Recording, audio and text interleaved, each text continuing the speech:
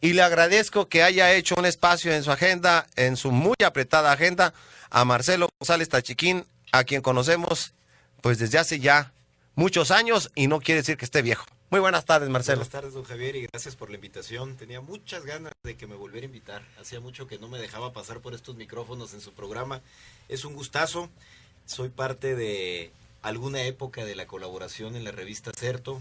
Soy amigo suyo. Hemos platicado temas desde hace cuando menos 10 años. Temas de análisis político en la ciudad. Así que es un placer que me abra las puertas para que podamos tener un diálogo en los términos que usted me lo planteó. Un diálogo rico, un diálogo ideológico, un diálogo jurídico en base a la nueva ley de pensiones que acaba de ser aprobada.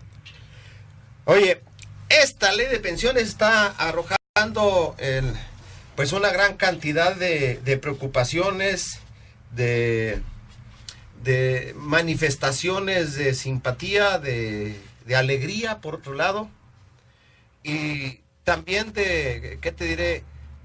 De una expectativa alta de cómo puede ser el futuro de las pensiones y de las jubilaciones en el país, porque lo que ustedes hicieron enviando una iniciativa de ley y aprobada por el Congreso del Estado, pues abre una veta de reflexiones sobre este aspecto que es central para el mundo moderno. Las pensiones. Sin lugar a dudas. Hablar de las pensiones, don Javier, es estar hablando del gran problema financiero del mundo. Si nos vamos a la instancia internacional, pues en Grecia, en Italia, han caído los primeros ministros en los últimos 12 meses con motivo de una falta de capacidad de gobernabilidad, que si la entendemos conceptualmente, la gobernabilidad es las condiciones que existen o no existen para poder ejercer el poder sin que se resquebraje de una manera muy complicada la sociedad, y no lo lograron allá. España, como lo digo a veces en broma, pero la broma es más seria de lo que parece, pues no sé cuánto más vaya a durar el presidente Rajoy, debido a que este mes recibió a los jubilados con un 35% menos de monto en sus jubilaciones. Si nos vamos a analizar cada uno de los 104 sistemas de pensiones que existen en el país, en México, pues le pudiera decir con facilidad que hay una catástrofe financiera real en ese sentido. La actual deuda que tienen los sistemas de pensiones en el país, en México, asciende a 13 billones con B, 13 billones de pesos, lo que significa muchísimo dinero, significa miles de años de presupuesto de Chihuahua, significa 4 veces el presupuesto federal. De ese tamaño. Para el año 2014. De ese tamaño, todo lo que se gastaría México de aquí hasta el 2018, nada más en presupuesto. Entonces estamos hablando de un problema serio, y estamos hablando de un problema que la única figura política, gubernamental, administrativa, de todo el país, hablando de niveles estatales, hablando de niveles federales, que ha estado en condiciones de entrarle al problema de frente, es el gobernador César Duarte. Yo conozco el tema, lo he estado estudiando los últimos 2 años, y en algunos estados no le entran al tema de las pensiones, pues porque no hay acuerdo político. Lo primero que se tiene que construir es un acuerdo político, y si parte del acuerdo político tiene que ser con los maestros, y el 70% de los estados de la República ahorita tienen una relación muy convulsionada con el magisterio, pues desde ahí tenemos un 70% de estados que le están sacando la vuelta, que eso no es una... Con la dirigencia sindical más que con los maestros, yo diría la relación. No lo sé, la verdad, porque si fuera el tema con una dirigencia institucional, entonces aquí tampoco hubiéramos podido. Yo creo que es un tema de reciprocidad en el trato. El gobernador César Duarte ha sido un hombre derecho, de palabra y de trato gentil con los maestros, y los maestros en respuesta han sido con él de una sola pieza, de palabra. Entonces, cuando existe un ambiente político equilibrado como existe aquí en Chihuahua, don Javier, no solamente se toman las decisiones que no han tomado en ninguna otra parte de la República, sino que aparte viene y te felicita el presidente de la República. No es cosa menor que esta reforma de la que vamos a platicar hoy no solamente se consensó con 17 sindicatos, con 15 organizaciones de pensionados y jubilados. Por si algo faltaba, todavía el Congreso del Estado, con sus 7 fracciones parlamentarias, aprobaron de manera unánime la misma. Y como cereza del pastel, al día siguiente viene el presidente de la República y el secretario de Hacienda, Luis Videgaray, y la resaltan como la reforma más vanguardista de los últimos 50 años en la República Mexicana. Oye, y lo harían con conocimiento de causa, Marcelo. Definitivamente. Es decir, la conocían en sus detalles. Completamente. Tardamos 2 años en construir este acuerdo, y en todo momento estuvimos monitoreando no solamente a los trabajadores, sino pidiéndole su opinión a la Secretaría de Hacienda. Fuera la Secretaría de Hacienda de Felipe Calderón o fuera hoy la Secretaría de Hacienda de Luis Videgaray.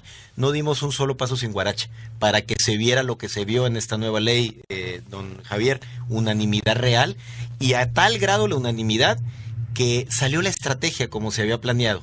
Todos se pelean por la paternidad de la misma, lo que habla de que es un buen producto el que se generó. Sí, ya solo faltaba que te vieran a ti repartiendo volantes al día siguiente. Sí lo hice, nomás antes que no me vio, Ojinaga. Javier. Sí me vio, nomás que no. Sí lo hice, nomás que no me vio. Ah, bueno, porque algunos sí bueno, los diputados del PAN sí salieron a volantear en la mañana del día siguiente. Sí. Aprovechando que ustedes habían ido a Ojinaga. Qué bueno. Está bien. Oye, Marcelo, el mundo se convulsiona por el monto de las prestaciones sociales. El llamado estado de bienestar social en Europa empieza a resquebrajarse, pero más bien en los países que tienen menor desarrollo económico, diría yo.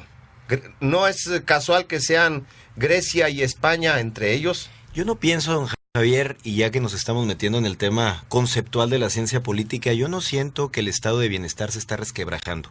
Yo creo que el estado de bienestar empieza a necesitar adecuaciones acordes al siglo XXI.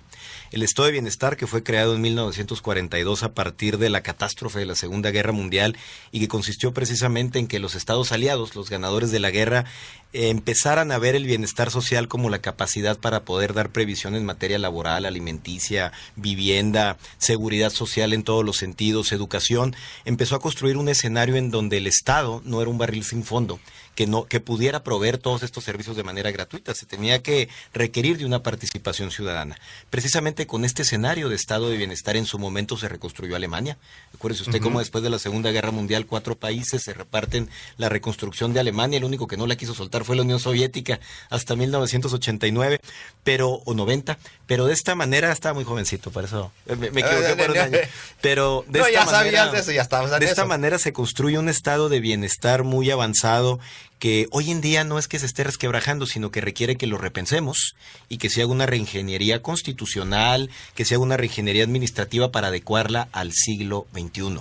Porque la seguridad social, ya hablando concretamente de las pensiones, don Javier, es un tema que se construyó a mediados de los 50 para que la gente se jubilara a los 45 años y por expectativas naturales de vida falleciera a los 49. Antes la gente se moría a los 49 años, así era la realidad. Hoy la gente se sigue jubilando a los 45 años. Sí, en México se jubila a los 45 años, igual que hace 50 años, pero ya estamos falleciendo en promedio a los 78, 79 años, en promedio. Entonces esto nos lleva a repensar las cuotas que el trabajador aporta, que el patrón aporta, las nuevas reglas flexibilizadoras que se deben de hacer, porque esto es muy claro, don Javier. Una cosa es que a lo mejor debatamos desde el punto de vista ideológico de fondo un tema tan trascendente como este, pero lo cierto era que si en Chihuahua no se reformaba el sistema de pensiones, en 7 años ya no iba a haber ni presupuesto para pagarlas, ni condiciones para que siguiera existiendo el instituto. Chihuahua logró la reforma y ahora no queda otra alternativa más que voltear a ver a Chihuahua por parte del ISSSTE, del Seguro Social, de los demás estados de la República, porque es un tema no nada más entrañable el tener un sistema de pensiones, sino que también es un tema financiero que se tiene que atender con inteligencia y visión de Estado más que con